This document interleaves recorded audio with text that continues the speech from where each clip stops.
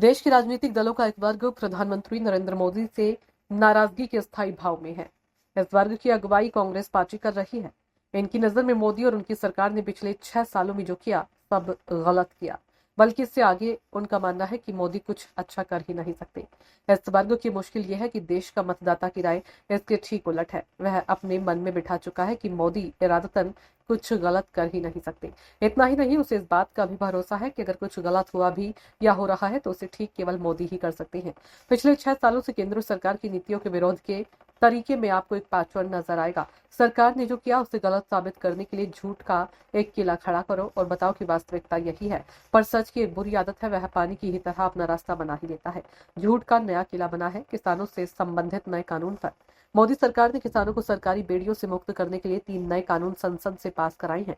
अब किसान अपनी उपज अपने तय किए दाम पर जिसे और देश में चाहे जहां बेचने के लिए स्वतंत्र है। इन तीनों कानूनों को लेकर कई तरह के झूठ बोले जा रहे हैं, पर 2 बड़े झूठ हैं। पहला, केंद्र सरकार न्यूनतम समर्थन मूल्य की व्यवस्था खत्म करने जा रही है। दूसरा, नए कानून से छोटे किसान लुट जाएंगे। वास्तविकता तो यह है कि ऐसा ही कानून लाने का वादा कांग्रेस ने 2019 के लोकसभा चुनाव में अपने चुनावी घोषणा पत्र में किया था। दूसरी बात, यूपीए सरकार में कृषि मंत्री शरद पवार ने 2006 में एक इंटरव्यू में कहा था कि सरकार एपीएमसी की व्यवस्था खत्म करके कृषि बाजार को निजी क्षेत्र के लिए खोलना चाहती है। इसके लिए कई राज्य तैयार हैं। मोदी सरकार ने कभी नहीं कहा कि वह न्यूनतम समर्थन मूल्य की व्यवस्था खत्म करने जा रही है। हाथ कंगन को आरसी क्या। सरकार ने पंजाब और हरियाणा में तय तारीख से पहले ही धान की सरकारी खरीद शुरू कर दी।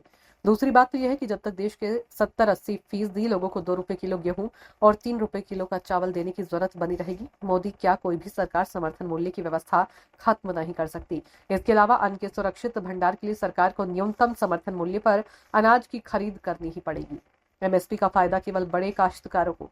रही बात छोटे किसानों की, तो यही लोग सालों से हल्ला मचवा रहे थे कि न्यूनतम समर्थन मूल्य का फायदा तो केवल बड़े काश्तकारों को ही मिलता है।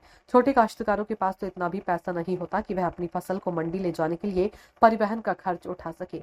नए कानून में यह व्यवस्था है कि वह अपनी उपज का दाम फसल लगाने से पहले ही तय करने का अनुबंध सकता है।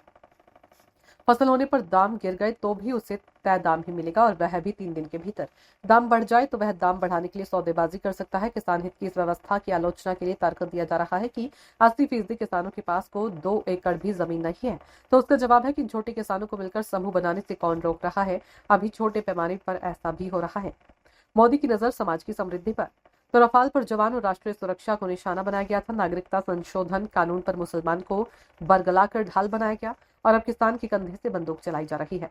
सवाल है कि मोदी गलत क्या कर रहे हैं। दरअसल मोदी के आने से पहले भी ये देश आगे तो बढ़ ही रहा था, तरक्की कर रहा था। तो समस्या क्या थी? समस्या यह थी कि देश ठहराव का शिकार था। देश को समाज की बजाय व्यक्तियों की भीड़ बना दिया गया। लोगों की उम्मीद का स्तर इतना कम कर दिया गया कि लोग अपनी गरीबी बदहाली से संतुष्ट थे। संतुष्ट व्यक्ति हो या समाज, वह ठहर जाता है। असंतुष्ट गतिशील होता है। मोदी को यह अच्छी तरह पता है कि ठहरा हुआ समाज समृद्ध नहीं हो सकता। उनकी नजर समाज की समृद्धि पर है। अपनी और अपने परिवार की समृद्धि पर नजर होती तो सब पहले की तरह ही चलता रहता। विरोधियों की समस्या। मोदी इस ठहरे हुए पानी जैसे समाज में बदलाव के पत्थर फेंक रहे हैं, उससे हलचल हो रही है। यथास्थिति को पालने पोसने वाले को अपनी जमीन खिसकती हुई नजर आ रही है। मोदी लोगों की अपेक्षा बढ़ा रहे हैं। बार बार कह रहे हैं कि जो मिला है उससे संतुष्ट मत हो जाओ।